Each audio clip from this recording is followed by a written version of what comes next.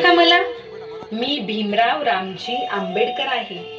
माझा जन्म 14 एप्रिल 1891 रोजी मध्य प्रदेशातील महू या गावी झाला.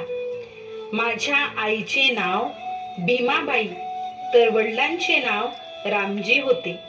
मित्रांनो, मी 5 वर्षाचा असताना माझ्या आईचे निधन झाले. त्यामुळे मी आईविना पोरका झालो.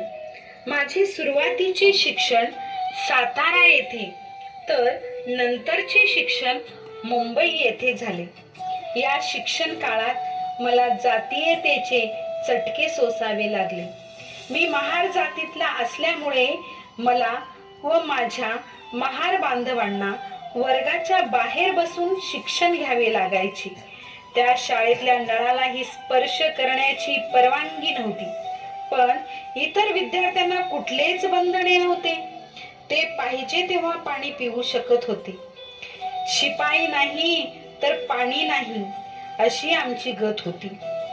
ज्या दिवशी शाळेचा शिपाई नळ चालू करून आम्हाला पाणी द्यायला नसायचा, त्या दिवशी आम्हाला पाणी मिळायचे नाही.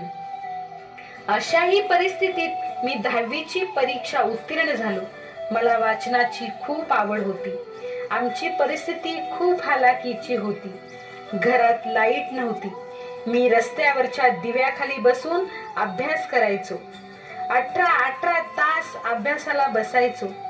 माझी अभ्यासाची आवड पाहून सयाजीराव गायकवाड यांनी व शाहू महाराजांनी मला उच्च शिक्षण घेण्यासाठी आर्थिक मदत केली. त्यांच्या सहकार्यामुळे मी इंग्लंडला जाऊन उच्च शिक्षण पूर्ण केले. बॅरिस्टर झालो. नंतर मी समाजातील खालच्या जातीतील लोकांना होणारा त्रास पाहून त्यांच्या उद्धारासाठी स्वतःला वाहून घेतलो.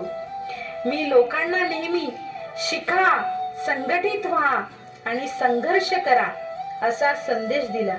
कारण शिक्षणामुळेच माणूस खऱ्या अर्थाने जगायला शिकतो. शिक्षण हे वाघिणीचे दूध आहे. तो जो पिईल तो माणूस गुरगुरल्याशिवाय राहणार नाही. शिक्षणामुळेच व्यक्तीला चांगले आणि वाईट यातला फरक कळतो. मी लहानपणापासूनच माझ्यावर व माझ्या महार बांधवावर झालेल्या अत्याचार उघड्या डोळ्यांनी बघितले होते, सोसले होते. त्यांना ह्या अन्यायाविरुद्ध लढण्याची शक्ती मला द्यायची होती. मी माणसाच्या विरोधात नव्हतो तर जातीभेदाच्या विरोधात होतो. जातीभेद म्हणजे समाजाला लागलेली कीड आहे आणि ही कीड नष्ट केल्याशिवाय समाज एकसंघ होणार नाही. म्हणून मी प्रत्येक वेळी त्यांच्यासोबत होतो. देवाने इथून तिथून सारखा माणूस निर्माण केला, पण आम्ही तुमच्यासारखे माणसे असूनही आम्हाला अशी वागणूक का? आम्हाला जातीच्या नावावर खूप छळले. काळाराम मंदिरात आम्हाला प्रवेश नव्हता, पण आम्ही एकजुटीने लढून आमचा हक्क आम्ही मिळवला. हक्क मागून मिळत नसतो, तर त्यासाठी तुम्हाला संघर्ष करावा लागतो. अशाच संघर्ष करून आम्ही 14 तळ्याचे पाणी सर्वांना खुले करून दिले. भारतीय न्यायव्यवस्था सुरळीत चालावी म्हणून मी 2 वर्ष 11 महिने 18 दिवस मेहनत करून भारताचे संविधान निर्माण केले. मित्रांनो, मी अशी प्रतिज्ञा केली की जरी मी हिंदू धर्मात जन्म घेतला तरी मी हिंदू धर्मात मरणार नाही. म्हणून मी 14 ऑक्टोबर 1956 रोजी नागपूरच्या दीक्षाभूमीवर लाखो लोकांच्या उपस्थितीत बौद्ध धर्माची दीक्षा घेतली. काही दिवसांनी माझी तब्येत खूप बिघडली व दिल्लीमध्ये 6 डिसेंबर 1956 रोजी मी तुम्हाला कायमचा सोडून गेलो.